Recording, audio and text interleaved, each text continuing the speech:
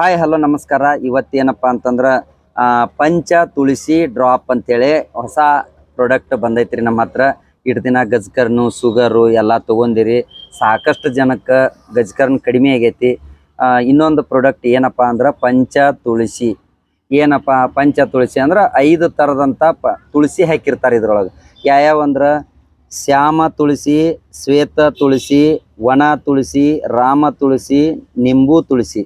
ಇವು 5 ತುಳಸಿ ಇರ್ತಾವ್ರಿ.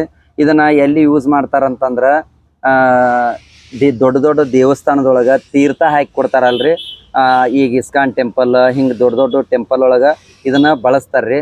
ನೀವು ಬಳಸ್ಬೋದು, ಪೂಜೆಕ್ಕೂ ಬಳಸ್ತಾರ. ಡೈಲಿ ದಿನಾಲು ನಮ್ಮ ನೀರೊಳಗೆ ಈ ಟ್ಯಾಂಕ್ ಒಳಗೂ ಹಾಕ್ಬೋದು.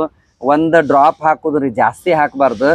ಈಗ ಯಾವ ರೀತಿ ಇರ್ತೈತಪ್ಪ ಅಂತಂದ್ರೆ ಈ ಥರ ಡಬ್ಬ ಇರ್ತೈತ್ರಿ. ಇದೇನೈತಲ್ರಿ ಪಂಚ ತುಳಸಿ ಅಂತ ಐತಲ್ರಿ, ಇದು ಒಂದು ಡ್ರಾಪ್ ಕುಡಿಯೋ ನೀರೊಳಗೆ ಇಷ್ಟು ಹಾಕಿ ಕುಡಿದ್ರಿ ಅಂದ್ರೆ ನೀವು ಗುಡಿಯಾಗ ತೀರ್ಥ ನೀರು ಹೆಂಗೆ ಕುಡಿತೀರಲ್ಲ ಅದೇ ರೀತಿನ ಟೇಸ್ಟ್ ಇರ್ತೈತಿ ನೀರಿಂದ.